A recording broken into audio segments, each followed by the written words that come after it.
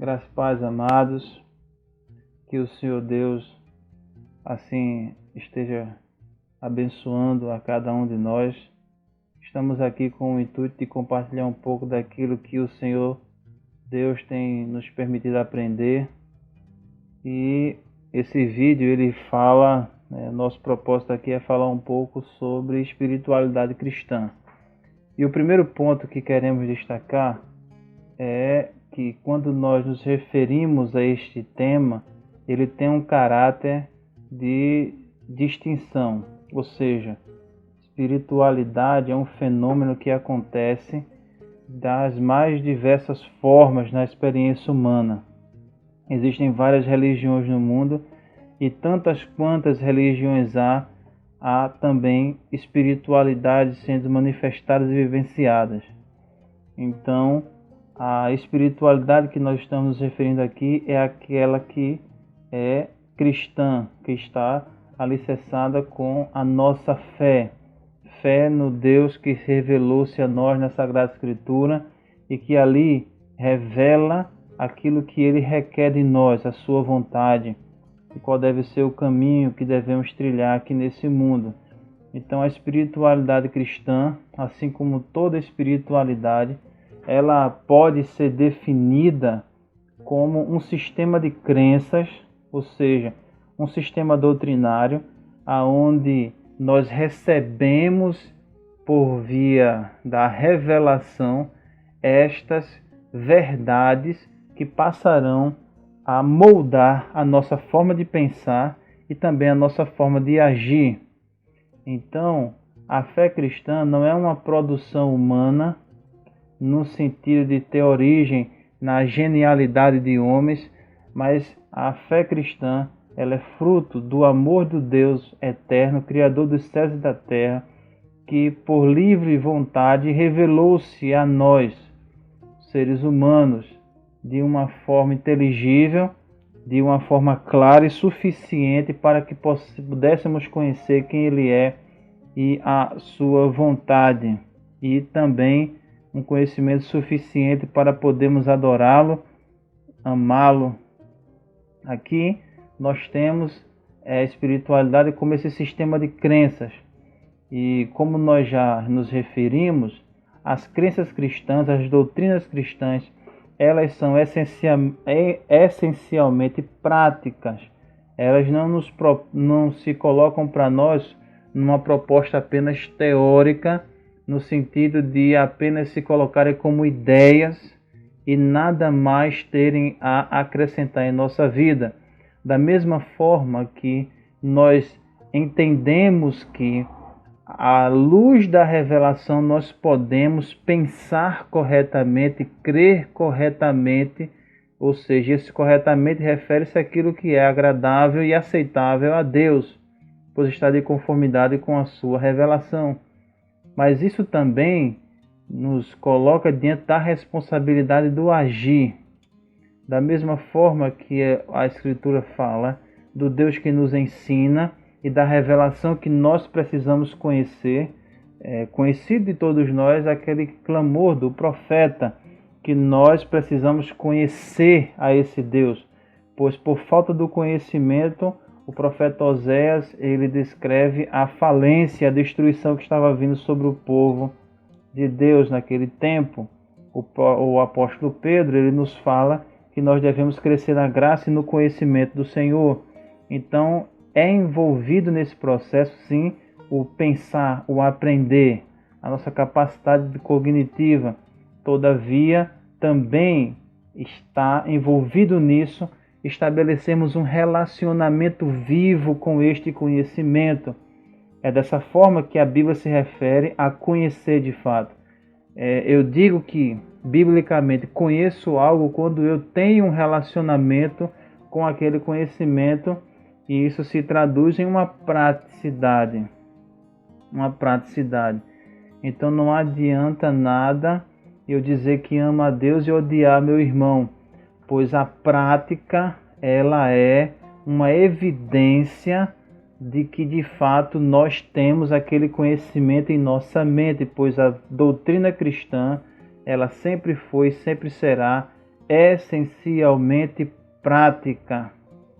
Ela começa com um processo de aprendizado, mas com o passar do tempo, através de práticas espirituais como oração, leitura da palavra, nós vamos sendo conduzidos a uma mudança também externa, no sentido das nossas escolhas e da nossa interação aqui nesse mundo. Então, a espiritualidade ela começa nos colocando diante desse conjunto, desse sistema de crenças que no nosso caso estão reveladas na Sagrada Escritura, é a revelação bíblica.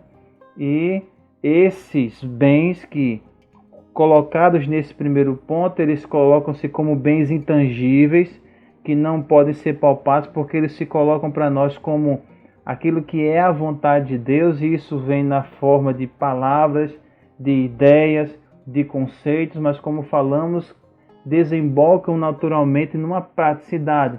Então, esses bens intangíveis, essa revelação, ela transmite para nós que somos cristãos uma vitalidade e também a capacidade de enxergarmos a vida a partir dessas verdades. Sendo assim, nós encontramos nesta revelação que nos coloca diante do Deus Todo-Poderoso e que nos ama e tem dado provas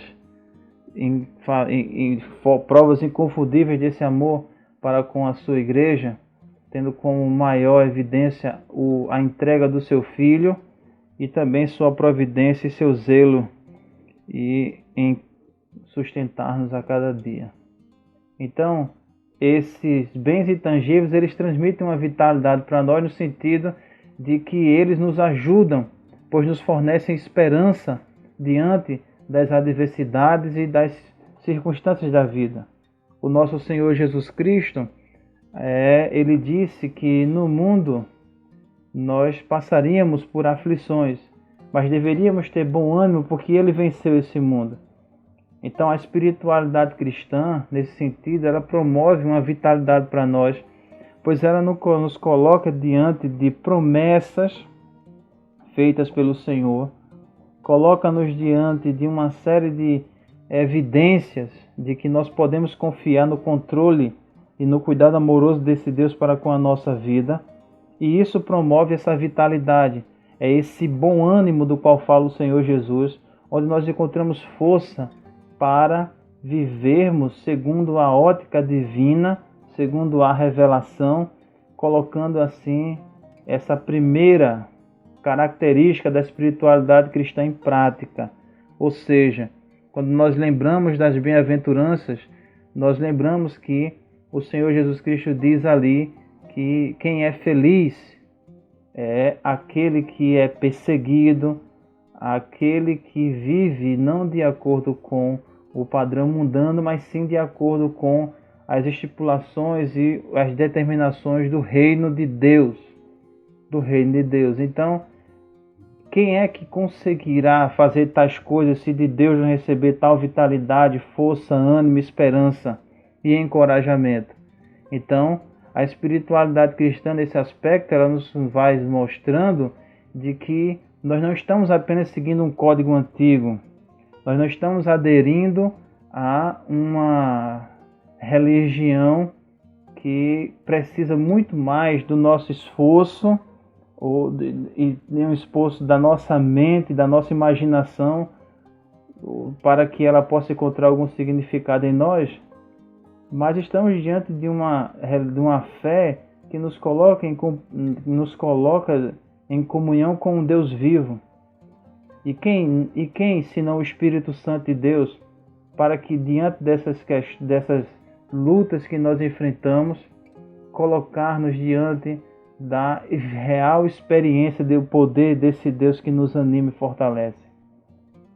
E aí, seguimos para o nosso último tópico aqui, onde essa espiritualidade que promove, por um lado, vitalidade, ânimo, força, esperança, confiança, segurança na vida, no nosso viver cristão, também nos capacita a enxergar corretamente a vida. ou seja, ela nos ajuda a fazer uma leitura correta dos fatos e dos eventos que nós experimentamos, que nós vivenciamos. Nós podemos olhar as coisas com a ótica do mundo ou com a ótica divina. Ou seja, é uma metáfora que foi utilizada pelo reformador João Calvino, onde ele dizia que a Sagrada Escritura é como as lentes, com as quais nós enxergamos a realidade. Pois na Sagrada Escritura nós somos apresentados a um Deus que é soberano, a um Deus que nos informa sobre o que de fato é a realidade que nos cerca. E com isso, na espiritualidade cristã, nós encontramos essa condição de ler corretamente os eventos. E com isso nós encontraremos muito alívio das situações que nós vivenciamos. Por isso que em algumas situações que as pessoas normalmente encontrarão motivos de desespero, encontrarão motivos de adoecerem seus corações tomados por ansiedades, tomados por lutas internas e conflitos pessoais, o cristão ele terá mais serenidade no agir, terá mais tranquilidade. Isso daqui não é uma regra perfeita que será vista na vida de todos os cristãos, mas isso aqui é uma possibilidade dada à revelação que nós recebemos. Por exemplo, quando os nossos apóstolos foram chicoteados, e isso feito com o intuito de que eles parassem de pregar o nome do nosso Senhor e Salvador Jesus Cristo, os seus corações transbordaram de alegria, porque aquilo que para os seus algozes era visto como um meio de exercer poder e coagi-los a parar de pregar, eles interpretaram aquilo como um motivo de alegria por estarem sofrendo pelo nome de Cristo Jesus. Ora, amados, nós podemos olhar e enxergar a vida dessas duas perspectivas.